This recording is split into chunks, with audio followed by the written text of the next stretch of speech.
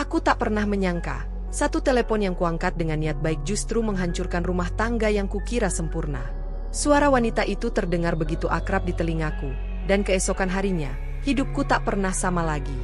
Pagi selalu datang lebih dulu untukku, bahkan sebelum matahari benar-benar menampakkan wajahnya. Ada kebiasaan yang tak pernah berubah sejak aku menikah. Bangun saat rumah masih sunyi, ketika suara ayam tetangga baru sekali terdengar dan udara masih menyimpan dingin sisa malam. Aku terbiasa dengan rutinitas ini, bukan karena terpaksa, melainkan karena ada ketenangan tersendiri saat bisa menyiapkan hari sebelum dunia benar-benar bergerak. Aku melangkah pelan menuju dapur, memastikan langkah kakiku tidak menimbulkan suara yang bisa membangunkan suamiku. Ia masih tidur pulas di kamar, wajahnya tenang, napasnya teratur. Setiap kali melihatnya seperti itu, selalu ada rasa hangat yang tak bisa kujelaskan, rasa syukur karena memiliki pasangan hidup yang, menurutku, adalah tempat pulang paling aman. Air mendidih di panci, aroma kopi mulai memenuhi dapur kecil kami. Rumah ini tidak besar, tapi cukup untuk kami berdua. Dindingnya berwarna krem, dipilih bersama beberapa tahun lalu karena katanya warna netral membuat hati lebih tenang. Rak piring tersusun rapi, meja makan kayu sederhana selalu bersih, dan jendela dapur menghadap halaman kecil yang setiap pagi disinari matahari dengan cara yang lembut. Aku menyiapkan sarapan seperti biasa. Tidak pernah yang istimewa, nasi hangat, telur dadar, dan sayur tumis sederhana. Suamiku bukan tipe yang menuntut macam-macam. Baginya, makan bersama di pagi hari sudah lebih dari cukup. Dan bagiku, melihatnya makan dengan lahap adalah kepuasan tersendiri. Saat ia akhirnya bangun dan keluar dari kamar, aku menyambutnya dengan senyum yang sama seperti hari-hari sebelumnya. Ia membalasnya, meski kadang terlihat masih mengantuk. Kami berbincang ringan, tentang cuaca, rencana hari ini, atau hal sepele seperti jalanan yang mulai macet. Tidak ada percakapan berat, tidak ada nada tinggi. Hidup kami berjalan di jalur yang terasa aman dan stabil. Setelah sarapan, ia bersiap berangkat kerja. Aku membantunya merapikan kerah kemeja, kebiasaan kecil yang selalu kulakukan tanpa diminta. Ia tersenyum tipis, lalu mengecup keningku sebelum pergi. Setiap kali pintu tertutup di belakangnya, aku berdiri sejenak, memastikan langkah kakinya menjauh sebelum kembali ke dalam rumah. Hari-hariku setelah itu berjalan dengan ritme yang sama. Membersihkan rumah, mencuci, menata ulang barang-barang yang sebenarnya sudah rapi, lalu beristirahat sejenak sambil menyesap teh hangat. Kadang aku duduk di ruang tamu, memandangi foto-foto kami yang tergantung di dinding. Foto pernikahan dengan senyum lebar, foto liburan sederhana, dan potret candid yang diambil tanpa rencana. Semua itu menjadi pengingat bahwa aku pernah memilih kehidupan ini dengan penuh keyakinan. Aku tahu hidup tidak selalu harus megah untuk bisa bahagia. Aku tidak memiliki perhiasan mahal atau liburan ke luar negeri, tapi aku memiliki rumah yang terasa hangat dan pasangan yang, sejauh ini, selalu bisa kupercaya. Itu sudah cukup bagiku. Namun, ada saat-saat tertentu ketika kelelahan hidup datang tanpa permisi. Bukan karena masalah besar, melainkan karena rutinitas yang berulang. Ada hari-hari ketika aku duduk sendiri dan bertanya dalam hati, apakah hidupku akan selalu seperti ini? Pertanyaan itu tidak pernah disertai rasa tidak puas, hanya rasa penasaran yang samar, seperti angin yang lewat sebentar lalu pergi. Sore hari biasanya menjadi waktu favoritku. Aku menyiapkan makan malam sambil mendengarkan suara televisi yang menyala sebagai latar. Ketika suamiku pulang, aku selalu berusaha menyambutnya dengan suasana rumah yang tenang. Ia sering terlihat lelah, tapi tidak pernah mengeluh. Kami makan bersama, berbagi cerita singkat tentang hari masing-masing. Tidak mendalam, tidak dramatis, sekadar cukup untuk merasa ditemani. Malam hari kami habiskan dengan cara yang sederhana. Kadang menonton acara favorit, kadang hanya duduk berdampingan tanpa banyak bicara. Aku merasa nyaman dengan keheningan itu. Tidak semua kebersamaan harus diisi kata-kata, pikirku. Ada kehadiran yang cukup dirasakan tanpa perlu diucapkan. Sebelum tidur, aku selalu memastikan segalanya sudah siap untuk esok hari. Alarm terpasang, pakaian disiapkan, dapur kembali rapi. Suamiku sering sudah terlelap lebih dulu. Aku memandang wajahnya sejenak sebelum memejamkan mata, merasa tenang karena hari ini berakhir tanpa masalah. Aku tidak pernah menganggap hidupku sempurna, tapi aku menganggapnya utuh. Ada rasa aman, ada kebiasaan, dan ada harapan kecil yang kusimpan diam-diam, bahwa suatu hari nanti, mungkin hidup kami akan bertambah ramai dengan tawa anak, atau setidaknya tetap berjalan seperti ini, stabil dan damai. Malam itu, seperti malam-malam sebelumnya, aku tidur dengan pikiran yang ringan. Tidak ada firasat buruk, tidak ada kecurigaan. Aku menutup hari dengan keyakinan sederhana, bahwa esok pagi akan datang dengan rutinitas yang sama, dan kehidupan yang telah kupilih akan tetap berada di jalurnya. Aku tidak tahu saat itu, bahwa ketenangan yang kurasakan hanyalah jeda sebelum sesuatu yang jauh lebih besar perlahan mendekat, tanpa suara, tanpa tanda, menunggu waktunya sendiri. Ketenangan yang kurasakan malam itu memang datang tanpa suara, dan aku menerimanya tanpa curiga, sama seperti hari-hari sebelumnya. Pagi berikutnya pun dimulai dengan cara yang nyaris sama, seolah hidup sengaja menegaskan bahwa tidak ada yang berubah. Aku bangun lebih dulu, menyiapkan sarapan, menyapu halaman kecil, dan membiarkan cahaya matahari pagi masuk perlahan ke dalam rumah. Semua terasa normal, terlalu normal, sampai aku tidak menyadari bahwa beberapa hal kecil mulai bergeser dari tempatnya. Suamiku masih berangkat kerja seperti biasa, dengan kemeja rapi dan wajah yang tampak fokus. Ia tetap tersenyum saat pamit, tetap mengecup keningku, tetap mengatakan akan pulang seperti biasa. Aku mengangguk sambil mendoakan keselamatannya, lalu menutup pintu dengan perasaan yang sama seperti kemarin, tenang dan penuh kepercayaan.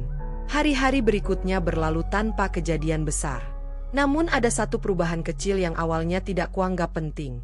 Ia mulai pulang sedikit lebih malam. Tidak terlalu larut, hanya melewati jam biasanya. Ketika kutanya, jawabannya sederhana dan terdengar masuk akal. Pekerjaan sedang banyak, ada target yang harus dikejar, ada tanggung jawab yang tak bisa ditunda. Aku mengangguk, berusaha memahami. Bukankah hidup memang seperti itu? Kadang kita harus mengorbankan waktu demi masa depan yang lebih baik. Aku menyesuaikan diri. Makan malam yang biasanya kami santap bersama kini seringkali dingin di meja sebelum akhirnya kupanaskan kembali. Kadang aku makan lebih dulu, kadang menunggu sampai mataku terasa berat. Ketika ia akhirnya pulang, wajahnya tampak lelah, bahunya sedikit turun, dan suaranya tidak seceria biasanya. Aku tidak ingin menambah bebannya dengan pertanyaan atau keluhan, jadi kupilih menyambutnya dengan senyum dan segelas air hangat. Kami masih berbincang, tapi pembicaraan itu menjadi lebih singkat. Tidak lagi tentang hal-hal kecil yang dulu sering kami ceritakan. Ia lebih banyak diam, atau hanya menjawab seperlunya. Aku meyakinkan diriku bahwa itu hanya fase kelelahan. Semua orang bisa mengalaminya, dan aku sebagai istri seharusnya menjadi tempat paling aman, bukan sumber tekanan baru. Malam-malam kami pun berubah perlahan. Ia sering langsung mandi lalu merebahkan diri di tempat tidur dengan ponsel di tangan.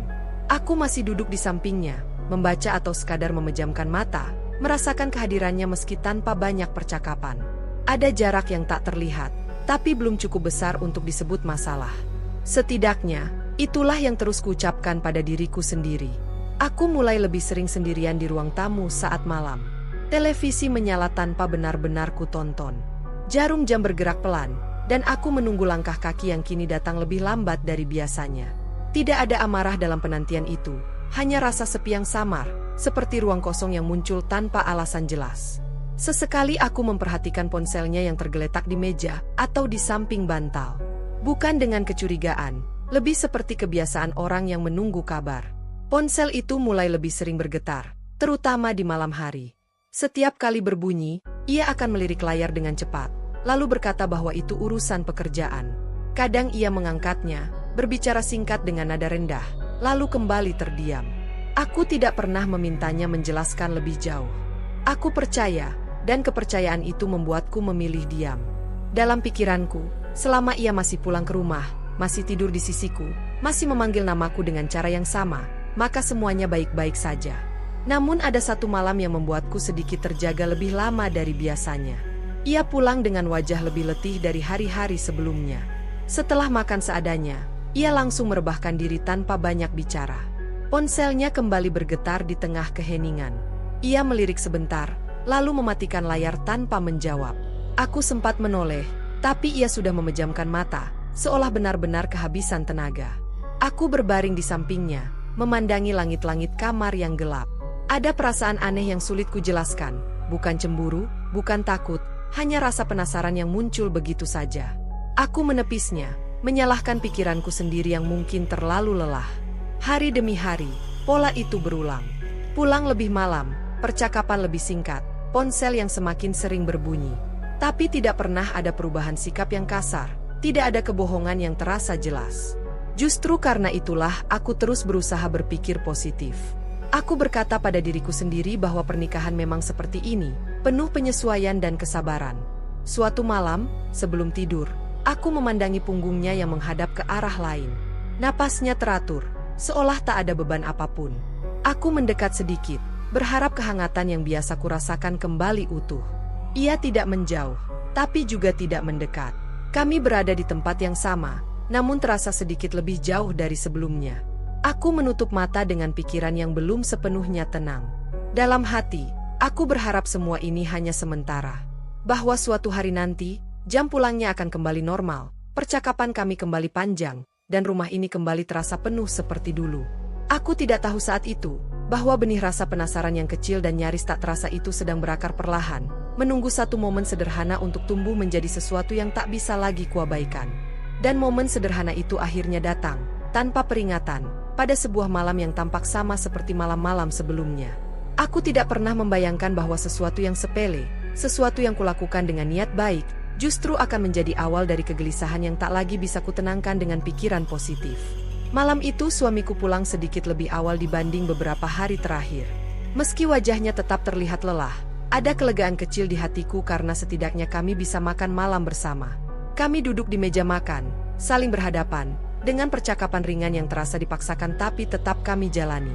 Aku mencoba menghidupkan suasana dengan cerita-cerita kecil tentang hariku, dan ia mendengarkan sambil sesekali mengangguk. Tidak banyak tanggapan, namun aku memilih untuk tidak mempermasalahkannya. Setelah makan, ia mengatakan ingin mandi. Aku mengangguk, membereskan meja, lalu membawa piring ke dapur. Air di kamar mandi mulai mengalir, suaranya terdengar samar dari ruang tengah. Rumah terasa sunyi, hanya ditemani dengungan lampu dan suara air yang terus mengalir. Aku duduk di sofa, membuka ponselku sendiri, sekadar membaca pesan yang tak terlalu penting. Saat itulah ponsel suamiku, yang tergeletak di atas meja kecil dekat televisi, tiba-tiba berdering. Suaranya cukup nyaring, memecah kesunyian rumah. Aku melirik sekilas ke arah kamar mandi.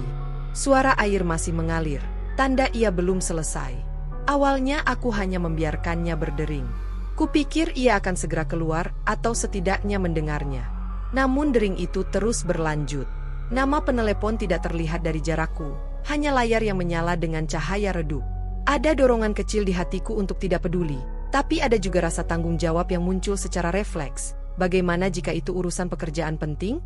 Tanpa berpikir panjang, aku bangkit dan mengambil ponsel itu. Tanganku sempat ragu sejenak sebelum akhirnya menggeser layar untuk menjawab. Niatku sungguh sederhana, mengatakan bahwa ia sedang mandi dan akan menelepon kembali. "Halo," ucapku pelan. Di seberang sana, terdengar suara seorang wanita. Suaranya lembut, tenang, dan terdengar sangat yakin.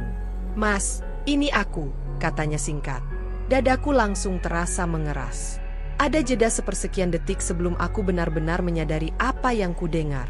Bukan karena ia memanggil dengan sebutan yang aneh, melainkan karena nada suaranya.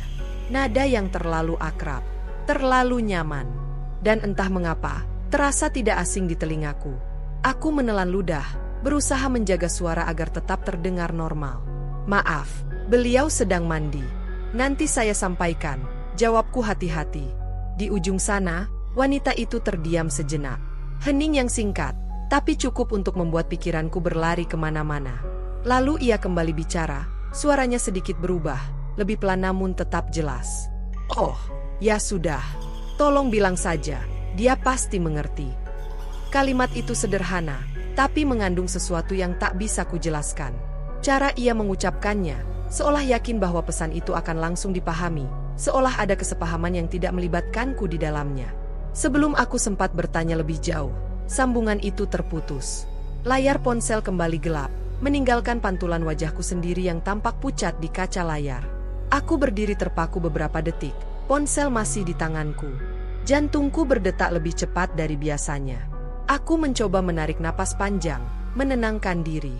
Mungkin aku terlalu sensitif, pikirku. Mungkin itu rekan kerja yang sudah terbiasa berbicara dengannya.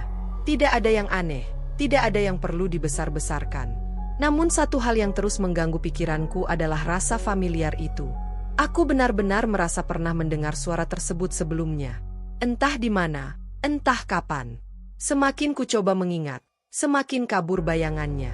Suara air di kamar mandi berhenti.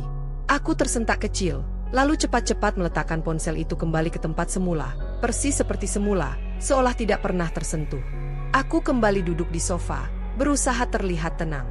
Suamiku keluar dari kamar mandi sambil mengeringkan rambutnya dengan handuk. "Tadi ada telepon?" tanyanya santai, seolah itu hanya pertanyaan biasa. Aku mengangguk pelan. "Iya," katanya, "nanti menelepon lagi," jawabku singkat, memilih kata-kata dengan hati-hati. Ia hanya mengangguk, tidak bertanya siapa yang menelepon, tidak menunjukkan ekspresi terkejut. Ia mengambil ponselnya, melirik layar sebentar, lalu meletakkannya kembali. Tidak ada reaksi berlebihan, dan justru sikap itulah yang membuat dadaku terasa semakin sesak. Malam itu kami tidur seperti biasa, berdampingan di ranjang yang sama. Lampu dimatikan, ruangan gelap, hanya suara napas kami yang terdengar. Ia terlihat cepat terlelap, sementara aku memejamkan mata dengan pikiran yang terus berputar. Aku mengulang-ulang percakapan singkat itu di kepalaku. Setiap kata, setiap jeda, setiap intonasi suara wanita itu. Aku mencoba meyakinkan diriku bahwa semua ini tidak berarti apa-apa. Bahwa aku hanya lelah dan terlalu banyak berpikir. Namun semakin ku coba menenangkan diri, semakin jelas kegelisahan itu terasa. Tidak ada amarah, tidak ada keinginan untuk menuduh. Yang ada hanyalah perasaan asing yang menyelinap pelan-pelan, merusak ketenangan yang selama ini kujaga. Aku menatap langit-langit kamar dalam gelap, menyadari satu hal dengan perlahan dan berat. Sejak malam itu, kepercayaanku masih ada, tapi ketenanganku tidak lagi utuh. Dan suara wanita yang tak asing itu terus terngiang di kepalaku, seolah menunggu waktu yang tepat untuk kembali muncul dan menuntut jawaban. Pagi datang tanpa membawa kelegaan. Aku bangun dengan perasaan yang sama seperti saat aku menutup mata malam sebelumnya. Gelisah, meski tidak tahu pasti apa yang harus kugelisahkan. Aku tetap menjalani pagi seperti biasa. Menyiapkan sarapan, menyeduh kopi, dan merapikan rumah. Namun kali ini, setiap gerakanku terasa lebih lambat, seolah pikiranku tertinggal di satu titik yang tak mau bergerak. Suamiku keluar dari kamar dengan wajah yang tampak segar, seakan malam tadi tidak menyisakan apapun. Ia menyapaku seperti biasa, duduk di meja makan, dan mulai menyantap sarapan tanpa banyak bicara. Aku memperhatikannya diam-diam. Tidak ada perubahan mencolok. Nada suaranya tetap sama, gerakannya tetap santai. Jika aku tidak mengalami sendiri kejadian semalam, mungkin aku juga akan menganggap semuanya baik-baik saja. Justru karena sikapnya yang terlalu normal itulah, pertanyaan di kepalaku semakin mendesak untuk dikeluarkan. Aku menunggu momen yang tepat. Tidak ingin terdengar menuduh, tidak ingin menciptakan suasana yang tidak perlu. Setelah ia selesai makan dan bersiap berangkat, aku akhirnya membuka suara dengan hati-hati. "Tadi malam," ucapku pelan, "yang menelepon itu, urusan kerja, ya?" Ia berhenti sejenak, hanya sepersekian detik, tapi cukup untuk kutangkap. Lalu ia mengangguk sambil merapikan jam tangannya. "Iya, klien lama. Agak ribet orangnya," jawabnya singkat. Nada suaranya terdengar wajar. Tidak gugup, tidak defensif. Penjelasan itu masuk akal, dan secara logika seharusnya cukup untuk menutup rasa penasaranku. Aku mengangguk pelan, mencoba menerima jawaban itu apa adanya. "Oh," kataku, pura-pura ringan. Soalnya suaranya perempuan. Ia tersenyum kecil, seperti sedang menanggapi hal sepele. "Iya, asistennya. Dia yang biasanya nelpon kalau ada urusan mendadak." Penjelasan itu terasa rapi. Terlalu rapi, bahkan tidak ada celah untuk diperdebatkan. Aku tidak punya alasan untuk meragukannya, dan aku pun tidak melanjutkan pertanyaan. Ia mengecup keningku seperti biasa sebelum pergi, meninggalkanku berdiri di ambang pintu dengan senyum yang kupaksakan agar tetap terlihat normal. Namun begitu pintu tertutup, senyum itu perlahan memudar. Aku menarik napas panjang, mencoba menenangkan diri. Aku berkata pada diriku sendiri bahwa aku hanya perlu waktu. Bahwa tidak semua kegelisahan harus diberi makna. Tapi hatiku, entah mengapa, menolak untuk benar-benar tenang. Sepanjang hari, pikiranku terus kembali pada percakapan singkat itu. Cara ia menjawab, cara ia menghindari kontak mata sesaat sebelum memberi penjelasan. Hal-hal kecil yang mungkin tak berarti apa-apa, tapi kini terasa berbeda. Aku mulai mengingat-ingat potongan masa lalu yang dulu tak pernah kuanggap penting. Aku teringat beberapa bulan lalu, saat kami menghadiri acara keluarga. Ada satu momen ketika ponselnya berbunyi dan ia memilih menjauh untuk menjawabnya. Saat kutanya, ia hanya bilang itu rekan kerja. Aku tidak memikirkan lebih jauh saat itu. Atau ketika ia tiba-tiba mengganti kata sandi ponselnya dengan alasan keamanan. Semua terasa wajar kala itu. Kini, kenangan-kenangan kecil itu muncul satu persatu, seperti potongan puzzle yang baru kusadari keberadaannya. Tidak ada bukti, tidak ada kejadian besar, hanya kumpulan detail kecil yang mulai membentuk bayangan samar. Malam harinya, ia kembali pulang agak larut. Wajahnya tampak lelah, dan aku tidak ingin menambah beban di kepalanya. Kami makan malam bersama dalam keheningan yang terasa lebih berat dari biasanya. Sesekali ia tersenyum, tapi matanya tampak jauh, seolah pikirannya berada di tempat lain. Ponselnya kembali berbunyi. Kali ini, ia langsung mengangkatnya tanpa melihat ke arahku. "Iya, sebentar lagi," katanya singkat, lalu mematikan sambungan. Ia tersenyum kecil padaku, seakan ingin memastikan semuanya baik-baik saja. Aku membalasnya, meski dadaku terasa sesak. Aku ingin bertanya, ingin menggali lebih dalam, tapi kata-kata itu tertahan di tenggorokan. Aku takut jika pertanyaan itu justru akan membuka sesuatu yang belum siap kuhadapi. Lebih dari itu, aku takut jika jawabannya akan mengubah cara pandangku terhadapnya. Malam itu aku kembali terjaga lebih lama. Ia sudah tertidur, punggungnya menghadap ke arahku. Aku memandanginya dalam gelap, mencoba mencari tanda-tanda yang bisa meyakinkanku bahwa semua ini hanya perasaanku saja. Namun semakin lama aku memandangi, semakin aku merasa ada jarak yang tak kasat mata di antara kami. Aku menyadari bahwa penyangkalan tidak selalu datang dalam bentuk kebohongan besar. Kadang ia hadir sebagai jawaban yang terdengar masuk akal, sebagai senyum yang tetap terpasang, sebagai rutinitas yang terus berjalan tanpa celah. Dan aku, tanpa sadar, ikut menyangkal kegelisahanku sendiri demi menjaga ketenangan yang tersisa. Saat akhirnya aku memejamkan mata, satu hal terasa jelas di hatiku. Aku belum kehilangan kepercayaan sepenuhnya, tapi aku juga tidak lagi bisa menyerahkan diriku pada rasa aman yang dulu. Ada sesuatu yang berubah, perlahan namun pasti, dan aku tidak tahu kemana perubahan ini akan membawaku. Yang ku tahu, sejak malam itu, aku mulai melihat pernikahanku dengan mata yang sedikit berbeda, lebih waspada, lebih diam, dan lebih banyak menyimpan pertanyaan yang belum berani kuucapkan.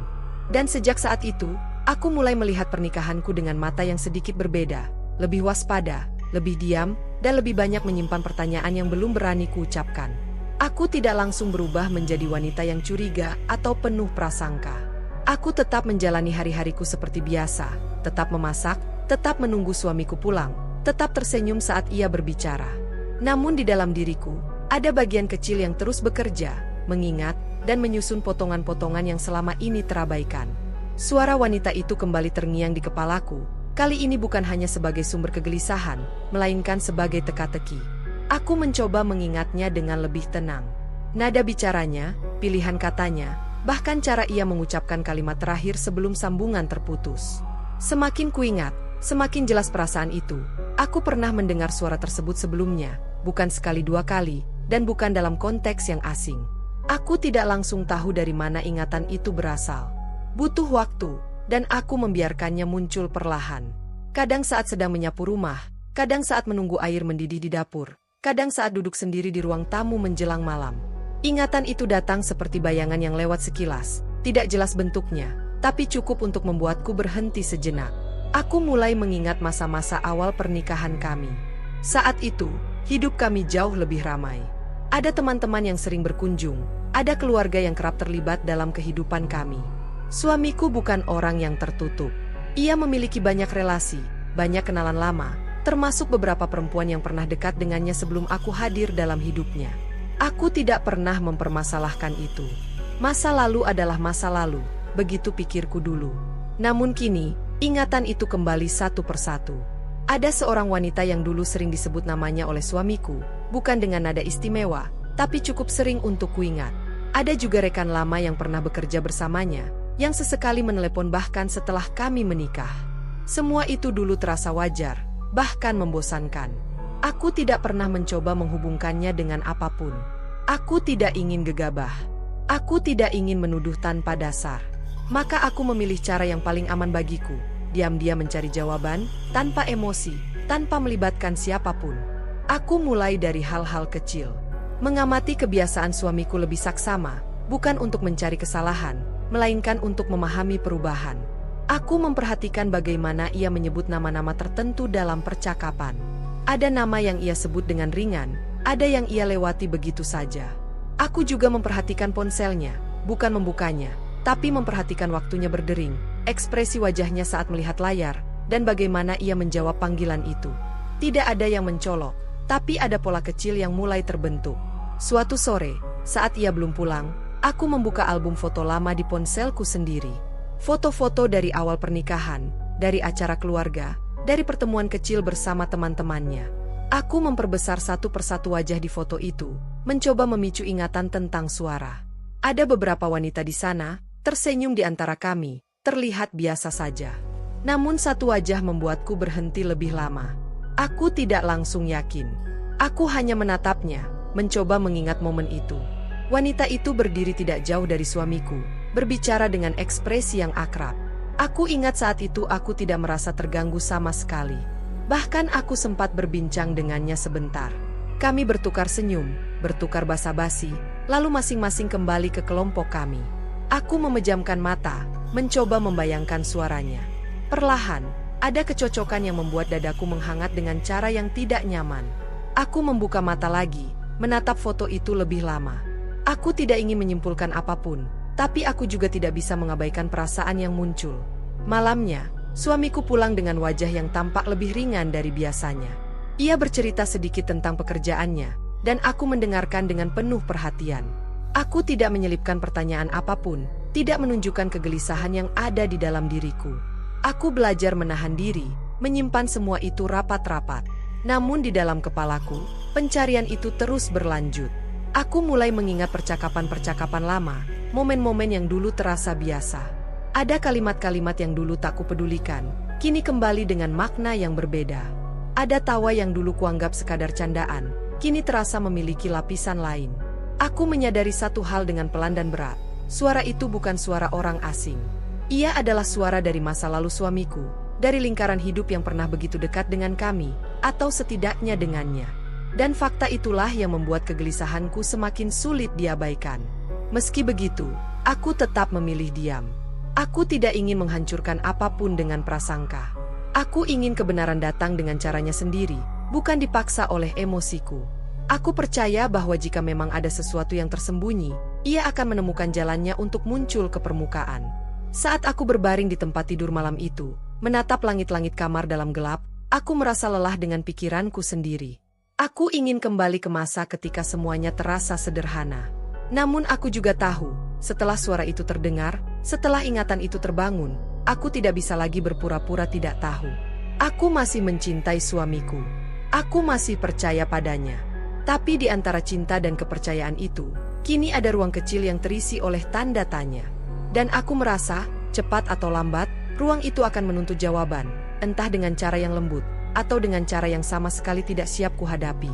Pagi itu dimulai dengan suasana yang terasa lebih hening dari biasanya. Udara seperti menggantung, tidak berat, tapi juga tidak ringan. Aku bangun dengan perasaan aneh, seolah ada sesuatu yang menunggu di ujung hari, meski aku tidak tahu apa bentuknya. Aku tetap menjalani rutinitas pagiku. Menyapu, menyiapkan sarapan, menyeduh kopi. Suamiku berangkat kerja seperti biasa, dengan senyum tipis dan ucapan singkat. Tidak ada tanda bahwa hari itu akan berbeda. Aku berdiri di depan pintu, menatap punggungnya yang menjauh, dan untuk pertama kalinya muncul pikiran yang membuat dadaku mengencang.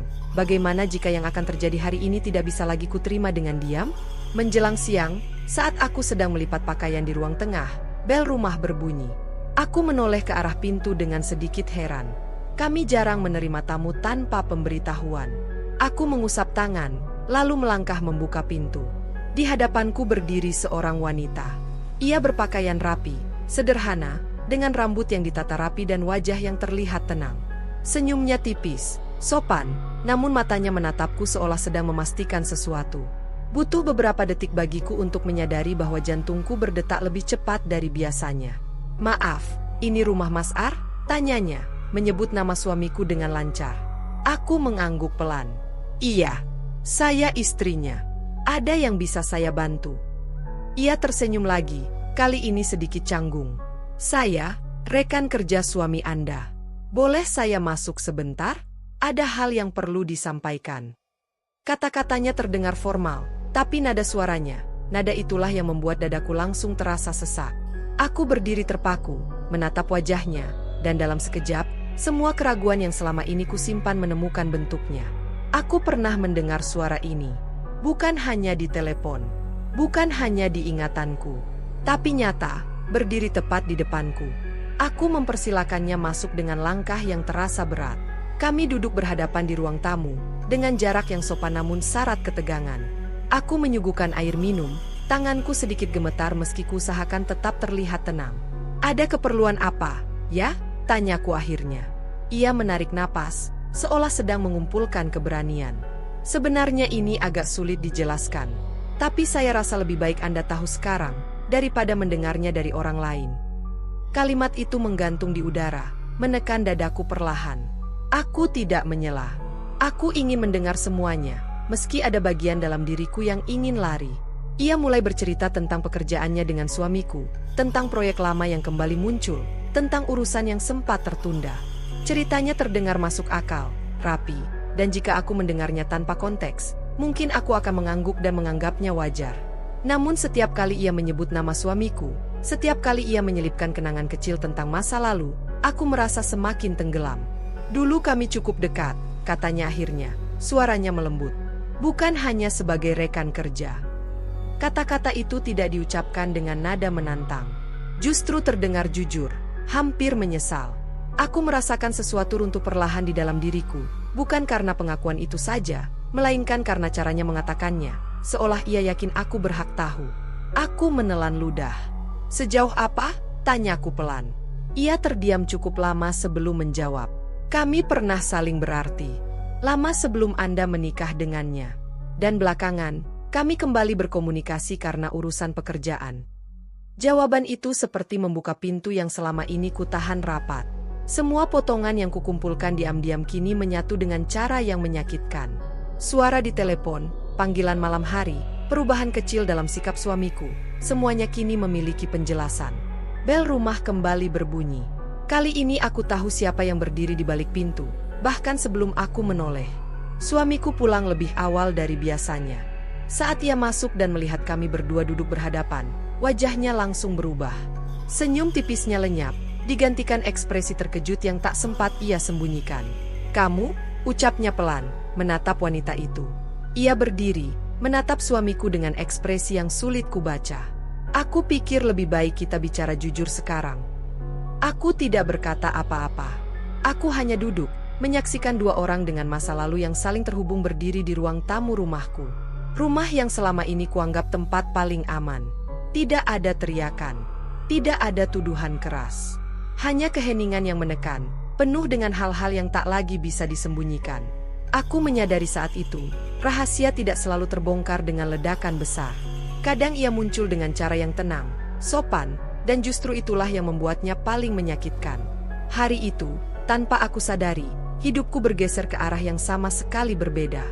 Dan aku tahu, setelah pertemuan itu, tidak ada lagi jalan kembali ke ketenangan semu yang dulu kupegang erat.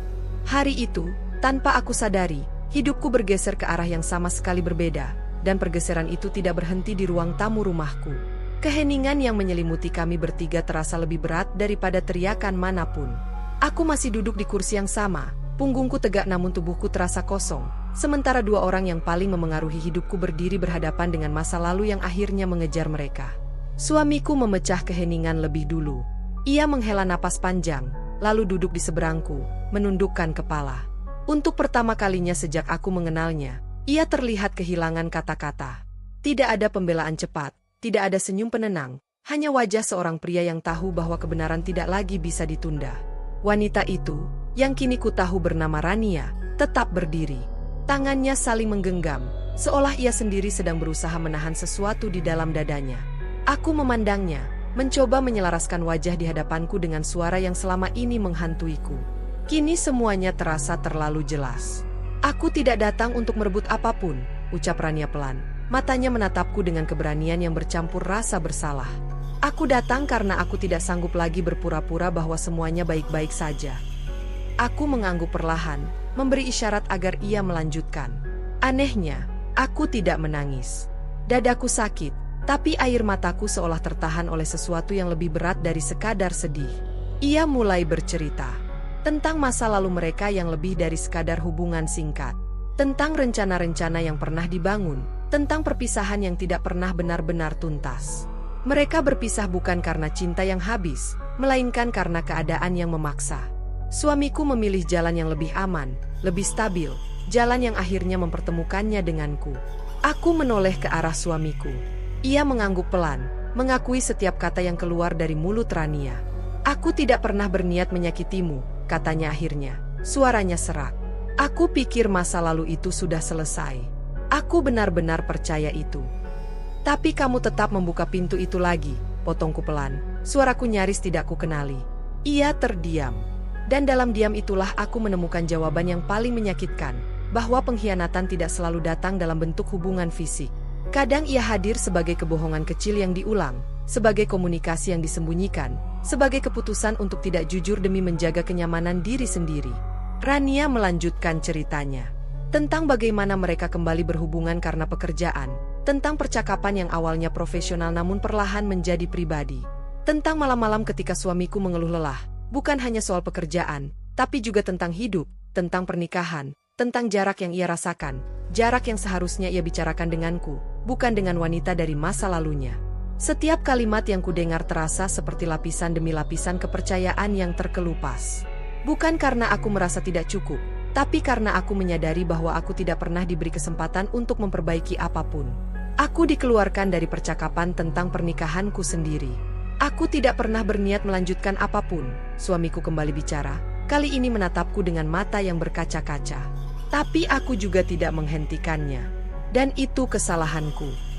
Kata-kata itu menusuk lebih dalam daripada pengakuan perselingkuhan biasa. Karena yang ia akui bukan hanya kedekatan dengan wanita lain, melainkan kelemahannya sendiri, ketidakmampuannya menjaga batas, ketidakjujurannya padaku, dan keputusannya untuk memilih jalan paling mudah, berbohong dengan diam. Aku akhirnya berdiri. Kakiku terasa lemas, tapi aku memaksa diriku tegak. Yang paling menyakitkan, kataku perlahan, bukan karena kamu pernah mencintainya, tapi karena kamu membuatku percaya bahwa aku hidup dalam kejujuran, padahal aku tidak pernah tahu apa yang sebenarnya terjadi di belakangku. Tidak ada yang membantah. Rania menunduk, suamiku menutup wajahnya dengan kedua tangan. Aku berdiri di tengah ruang tamu itu, menyadari bahwa kebenaran yang akhirnya kuterima bukanlah satu fakta tunggal, melainkan rangkaian pilihan yang salah, yang semuanya dilakukan tanpa melibatkanku. Hari itu berakhir tanpa keputusan besar. Rania pergi dengan permintaan maaf yang tulus namun tak bisa menghapus apapun. Suamiku tetap di rumah, duduk dalam diam, seolah menunggu vonis yang belum sanggup kuucapkan. Malam datang dengan sunyi yang berbeda. Aku berbaring di ranjang yang sama, di sisi yang sama, tapi rasanya asing. Aku menatap langit-langit, membiarkan semua kebenaran itu menetap di dalam diriku. Aku sadar bahwa pernikahanku tidak runtuh karena satu kejadian, melainkan karena serangkaian pengkhianatan kecil yang dibiarkan tumbuh. Dan di sanalah aku akhirnya mengerti, cinta saja tidak cukup jika kejujuran tidak dijaga. Kepercayaan bukan sesuatu yang hilang dalam satu malam, tapi sesuatu yang terkikis perlahan. Hingga suatu hari, kita tersadar bahwa yang tersisa hanyalah kenangan tentang rasa aman yang pernah ada. Dan di sanalah aku akhirnya mengerti bahwa cinta saja tidak cukup jika kejujuran tidak dijaga. Namun pemahaman itu justru menyeretku ke titik terendah yang belum pernah kurasakan sebelumnya. Malam itu berlalu dengan berat, dan pagi datang tanpa membawa kejelasan apapun. Aku bangun dengan mata sembab, tubuh lelah, dan perasaan seolah ada beban besar yang diletakkan tepat di dadaku. Rumah yang selama ini terasa hangat kini sunyi dengan cara yang berbeda, seolah setiap sudutnya menyimpan pertanyaan yang menungguku untuk dijawab. Suamiku masih ada di rumah. Ia tidak pergi bekerja hari itu. Sebuah keputusan yang terasa ganjil sekaligus menyesakan. Kami berada di ruang yang sama, tapi tidak benar-benar bersama. Ia duduk di ruang tamu, aku di dapur, dipisahkan oleh jarak yang dulu tak pernah terasa sejauh ini. Tidak ada yang memulai percakapan, seolah kata-kata menjadi sesuatu yang berbahaya jika diucapkan sembarangan. Aku membuat teh, kebiasaan lama yang kulakukan saat pikiranku terlalu penuh. Tanganku gemetar saat menuang air panas, dan aku harus berhenti sejenak untuk menarik napas. Dalam keheningan itu, pikiranku berlari kemana-mana. Tentang tahun-tahun yang telah kami lewati bersama, tentang semua hal kecil yang kubangun dengan penuh keyakinan, dan tentang fakta bahwa semua itu kini berada di ujung keputusan yang harus kuambil sendiri. Ia akhirnya menghampiriku. Berdiri tidak terlalu dekat, menjaga jarak seolah takut menyakitiku lebih jauh. Aku tahu aku tidak punya hak untuk memintamu apapun, katanya pelan. Tapi aku ingin kita bicara. Apapun keputusanmu nanti, aku akan terima. Aku menatapnya. Wajah yang dulu selalu membuatku merasa aman kini terlihat asing, dipenuhi penyesalan yang terlambat. Ada bagian dalam diriku yang ingin memeluknya, ingin kembali ke masa ketika semua terasa sederhana. Tapi ada juga bagian lain yang menjerit, mengingatkanku pada semua kebohongan kecil yang akhirnya berubah menjadi jurang besar di antara kami. Kamu tahu apa yang paling membuatku hancur? Tanyaku. Suaraku bergetar meski kuusahakan tetap tenang. Bukan karena kamu masih punya perasaan untuk masa lalumu, tapi karena kamu memilih untuk tidak jujur padaku. Kamu mengambil keputusanku dariku. Ia menunduk. Aku takut, jawabnya jujur. Takut kehilanganmu. Takut merusak semua yang sudah kita bangun. Dan sekarang, tanyaku lirih. Sekarang aku sadar, aku tetap merusaknya, katanya tanpa membela diri. Kami terdiam lama. Dalam diam itu, aku bergulat dengan dua pilihan yang sama-sama menyakitkan. Bertahan berarti mencoba membangun kembali kepercayaan yang telah retak, hidup dengan bayang-bayang masa lalu yang mungkin akan terus menghantuiku. Melepaskan berarti mengakhiri sesuatu yang telah menjadi bagian besar dari hidupku, melangkah ke masa depan yang penuh ketidakpastian sendirian. Aku pergi ke kamar, duduk di tepi ranjang. Aku memandangi lemari yang penuh dengan pakaian kami, foto-foto yang tersimpan rapi, dan benda-benda kecil yang dulu terasa penuh makna. Semua itu adalah bukti bahwa aku pernah bahagia. Pertanyaannya kini bukan apakah aku masih mencintainya, melainkan apakah aku bisa kembali mempercayainya tanpa kehilangan diriku sendiri. Aku teringat diriku yang dulu, wanita yang percaya sepenuh hati, yang memilih diam demi menjaga kedamaian, yang selalu mendahulukan kebutuhan orang lain. Aku bertanya pada diriku sendiri, sampai kapan aku harus terus seperti itu? Apakah mempertahankan pernikahan berarti aku harus kembali mengorbankan harga diriku? Sore itu kami kembali berbicara. Kali ini lebih panjang, lebih jujur, dan lebih menyakitkan. Ia mengakui semua kesalahannya tanpa menyisakan pembelaan. Ia mengatakan ingin memperbaiki, ingin berjuang, ingin membuktikan bahwa aku tetap menjadi pilihannya. Kata-katanya tulus, dan aku bisa merasakannya. Tapi ketulusan saja tidak otomatis menghapus luka. Aku butuh waktu, kataku akhirnya. Bukan untuk menghukummu, tapi untuk mendengarkan diriku sendiri. Ia mengangguk, matanya berkaca-kaca. Aku akan menunggu, berapapun lamanya. Malam kembali datang, dan aku kembali terjaga. Kali ini bukan karena kebingungan semata, melainkan karena kesadaran bahwa apapun pilihanku nanti, hidupku tidak akan sama. Aku menyadari bahwa berada di titik terendah bukan berarti kalah, melainkan berada di persimpangan yang memaksaku jujur pada diri sendiri. Aku belum tahu jawabannya malam itu. Aku hanya tahu bahwa aku berhak memilih kebahagiaanku sendiri, dengan atau tanpa dirinya. Dan untuk pertama kalinya sejak semua ini terjadi, aku merasa sedikit lebih kuat, bukan karena aku sudah memutuskan, tetapi karena aku berani mempertimbangkan diriku sebagai bagian penting dari keputusan itu. Dan untuk pertama kalinya sejak semua ini terjadi, aku merasa sedikit lebih kuat, bukan karena aku sudah memutuskan, tetapi karena aku berani mempertimbangkan diriku sebagai bagian penting dari keputusan itu. Pagi datang dengan cahaya yang lembut, menembus sela-sela gorden kamar. Aku terbangun dengan perasaan yang berbeda dari hari-hari sebelumnya.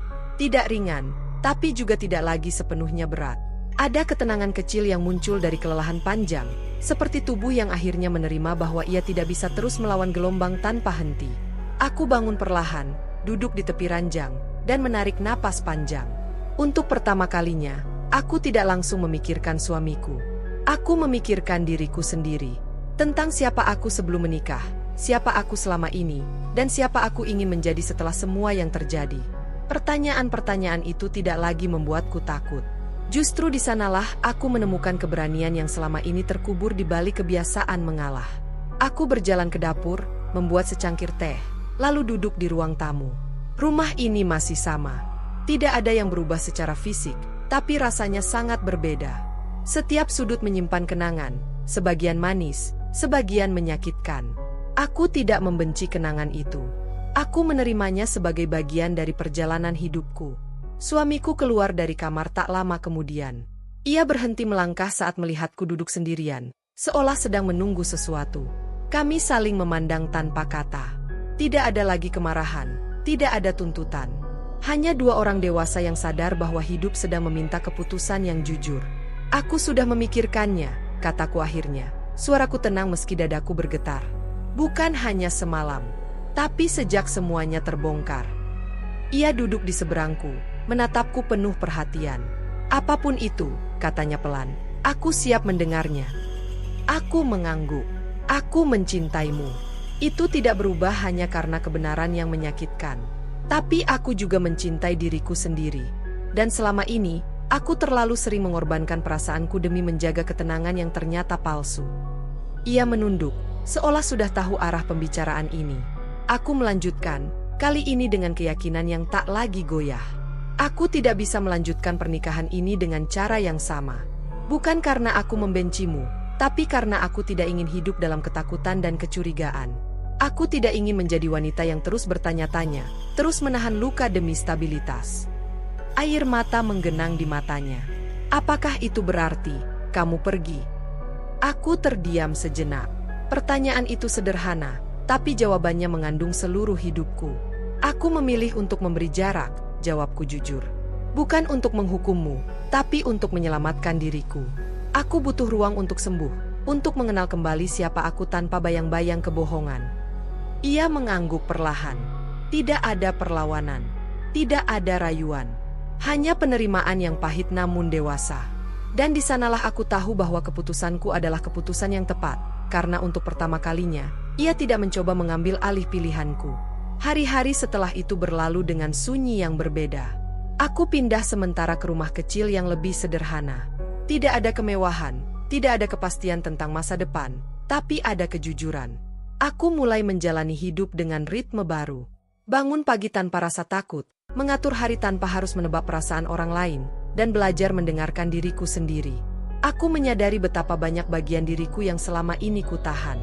Aku belajar mengatakan tidak tanpa merasa bersalah. Aku belajar bahwa kesetiaan bukan hanya tentang bertahan, tapi juga tentang menghargai diri sendiri. Aku tidak lagi menjadi wanita di bab 1, yang percaya tanpa bertanya dan mengalah tanpa suara. Sesekali aku masih teringat masa lalu. Tentang rumah itu, tentang suamiku, tentang kehidupan yang pernah kuanggap sempurna. Tapi kini aku memandangnya dengan cara yang lebih dewasa. Aku tidak menyesal. Aku bersyukur pernah mencintai, pernah percaya, dan berani menghadapi kebenaran meski menyakitkan. Kejujuran, akhirnya kupahami, bukan hanya tentang mengatakan yang benar, tapi juga tentang berani mengakui apa yang kita rasakan dan butuhkan. Kepercayaan bukan sesuatu yang bisa dipaksakan untuk tetap ada setelah dilukai. Dan harga diri seorang perempuan bukan terletak pada kemampuannya bertahan di situasi apapun, melainkan pada keberaniannya memilih jalan yang menjaga jiwanya tetap utuh. Suatu pagi, saat aku berdiri di depan jendela rumah baruku, memandangi matahari yang naik perlahan, aku tersenyum kecil. Hidupku belum sepenuhnya jelas. Masa depan masih terbentang dengan segala kemungkinan. Tapi untuk pertama kalinya, aku melangkah ke sana dengan kepala tegak. Aku mungkin kehilangan pernikahan yang pernah kuimpikan, tapi aku menemukan diriku sendiri. Dan bagiku, itu adalah kemenangan yang tidak pernah kubayangkan sebelumnya. Cerita ini berakhir bukan dengan kepastian tentang bahagia selamanya, melainkan dengan sesuatu yang lebih jujur, keberanian untuk hidup dengan kebenaran, kepercayaan pada diri sendiri, dan harga diri yang tak lagi bisa dinegosiasikan.